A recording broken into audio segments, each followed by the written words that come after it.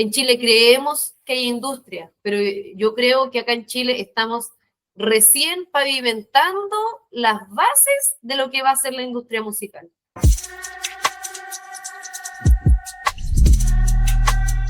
En este nuevo capítulo de la serie Conversores vamos a revisar lo mejor de la entrevista que tuvimos con Daniela Sepúlveda, una cantora y payadora más conocida como la Charagüilla, quien ha llevado la cueca y las décimas desde Chile hasta Europa en una carrera que comenzó a explotar cuando, según sus propias palabras, decidió tomársela en serio. Yo comencé a cantar para un público luego de una seguidilla de fracasos universitarios, como a los 20 años, en los que finalmente me di cuenta que después de tratar de calzar en el sistema muchas veces, caí en una gran depresión, y en ese dejarme ser y reencontrarme conmigo misma en un acto de rebeldía absoluta de mi familia, yo me fui de la casa y no me quedó otra, lo mejor que sabía hacer era cantar.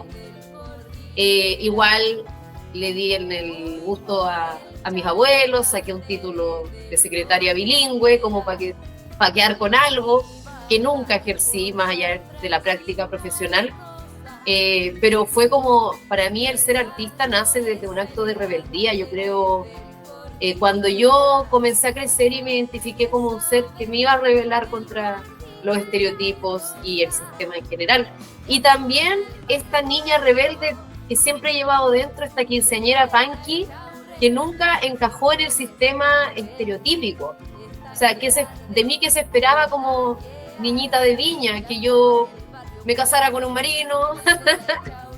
Mis abuelos tuvieron hasta cierta edad la esperanza de que yo sentara cabeza y tuviera mi casa, mi auto, me titulara a una carrera universitaria. Pero debo agradecer, algo que siempre cito, que finalmente cada tropezón y cada fracaso universitario ha sido un tremendo aporte en formarme en la profesional que soy el día de hoy. Estudié periodismo un año, me eché la carrera y de rebote me metí en relaciones públicas, que en esos años tenía muchos compañeros que eran músicos y que habían entrado a estudiar relaciones públicas porque en esos años no existía la carrera de producción musical.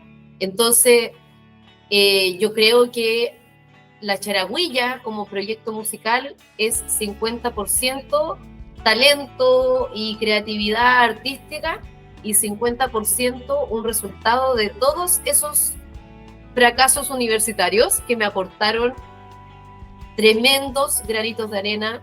Gracias a eso tengo una buena escritura, me pude dedicar a escribir, a la poesía, y he publicado libros. Gracias a eso he aprendido a llevar desde la autogestión mi carrera musical. Al menos en este país son dos cosas distintas, querer ser artista que aspirar a ganar plata con el arte, que en otros lugares quizás está más normalizado. Pero acá son dos cosas casi que diferentes, o no sé si hasta paralelas en algunos casos. Tú cuando soñabas o te pusiste el objetivo o las ganas de ser artista, ¿pensaste además esto va a ser mi fuente de subsistencia o era algo paralelo? ¿Cómo lo imaginabas en ese momento? Y si acaso cambió tu visión en el tiempo de lo que querías lograr con tu arte. Bueno, como te comentaba, mi carácter desde siempre ha sido bastante rebelde y de llevar un poco la contra al sistema. Y bajo esa perspectiva, el vivir del arte me venía bastante bien, porque para mí era más que para llenarme los bolsillos de plata, era un medio de sobrevivencia y de resistencia ante el sistema. Entonces, no me conflictuaba mucho el hecho de no generar mucho dinero desde el arte. Por muchos años, en esos años veintitantos más o menos que te cuento, alrededor de mis veintitantos, también entré en el intento de salirme del sistema con toda esta moda que vino de la permacultura y la autosustentabilidad. Entonces yo de mis 25 años que empecé a vivir mucho del trueque, pero a mis 30 y tantos me enfermé por primera vez de algo grave en mi vida, y me di cuenta que estaba en una total desprotección social, que no tenía derecho a enfermarme realmente como artista independiente. Y ahí fue cuando yo dije, wow, yo no puedo, ya no tengo 20 años, tengo más de 30, tengo una hija que está creciendo, que el día de mañana va a entrar a una escuela, va a estar en una universidad, tengo que empezar a pavimentar un poco el camino para hacerme mi vida adulta más estable económicamente y más cómoda y más fácil. Y ahí fue para mí un punto de inflexión muy grande en mi carrera de decir, ya, esto me lo tomo en serio. Y por otra parte, podría decir que un impulso o un punch muy importante en esto de tomármelo en serio, en el año 2020 para el Festival de Viña, la Mon Laferte nos invitó a un grupo de mujeres música chilena, y en ese momento ella eligió para cantar sobre el escenario una cueca que había escrito yo hace 10 años atrás, y cantamos sobre el escenario junto a 50 mujeres músicas de Chile con la Mon Laferte, una cueca mía que se llama Mujer Revolucionaria. Y ahí fue también como un punto en el que yo dije, parece que lo hago bien, parece que estoy aportando, y de alguna manera como creadora, créete el cuento, charagüilla, y vamos para adelante, y de aquí al infinito y más allá. El momento en que dijiste me lo voy a tomar en serio, ¿tú ya tenías discos, ya tenías libros, o no había, por ejemplo, todavía ningún material o un registro tuyo? ¿En qué se vio, en qué se puso en evidencia ese tomarse en serio? Lo primero fue comenzar a sistematizar mi creación. Cuando yo me di cuenta que mis cuecas estaban circulando en las voces a través de la oralidad, del boca en boca, que se estaban cantando en ruedas de cantoras de cueca a lo largo de todo Chile, que de eso me enteré en el año 2018 justamente, poquito después de haberme operado, cuando estuve muy enferma. Ahí fue como, oye, esto tengo que ordenarlo, tengo que informarme acerca de los derechos de autor, porque ya mis cuecas las están cantando otras personas, que es maravilloso, pero también eso conlleva una gran responsabilidad de tener formalizada mi obra. Entonces ahí dije, ya, tengo que grabar un disco, esto no puede seguir así. Ese año armé una maqueta y postulé por primera vez a un fondo de la música para grabar mi disco. Pero no salió adjudicado, porque hay que saber también elaborar proyectos, y son habilidades que no se nos enseña en la escuela de música y que tampoco se aprenden en la calle o en la cancha, sino que son cosas que hay que estudiarlas, hay que formarse un poco harto, yo creo, sobre todo el día de hoy. Y ahí comencé a tomar cursos de gestión, a tomar cursitos de cómo formular proyectos y cosas así. Y ahora, ya más acercándonos a la actualidad, tú acabas de hacer un lanzamiento, ¿cierto?, de un disco, pero además de eso, ¿cuáles han sido e incluyendo ese de todas formas, cuáles han sido los hitos más recientes de esta charagüilla en serio? Bueno, así como artista, un salto importante que comencé a dar fue empezar a internacionalizar mi proyecto. El año 2022, a finales del 2022, fui a Europa con objetivos musicales, con empezar a hacer redes y nexos. Fui a tocar a algunos centros culturales, algunos bares en España, en Londres y en Francia, en Toulouse. A raíz de eso me comenzó a salir trabajo inmediatamente.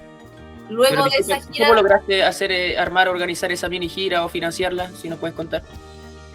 Totalmente desde la autogestión. Porque, bueno, el mundo del folclore igual es como pequeñito. Y también se hacen acá encuentros internacionales. Entonces, en este camino fui conociendo gente que sí llevaba muchos años girando en Europa, y todos me decían, charagüilla, tú tienes que ir a Europa, te va a ir muy bien afuera. Finalmente mi proyecto estaba pintado para ir derechito al éxito. Era tan solo cosa de que yo me creyera el cuento, y me fue súper bien. Fui hasta a Londres, o sea, como que espacios que hay gente que jamás piensa que va a ir, ahí yo fui, y fui directo, no fui así como por la tangente, no, de cabeza, ¿cachai? Y expuse y di conciertos en una galería de arte londinense, con muchos artistas con unas tremendas trayectorias, y quedaron fascinados. Y a raíz de esa primera gira, luego el 2023 ya me salió trabajo y más concreto Y en mi segunda gira del año pasado me invitaron a representar Chile a un festival internacional de payadores en Islas Canarias.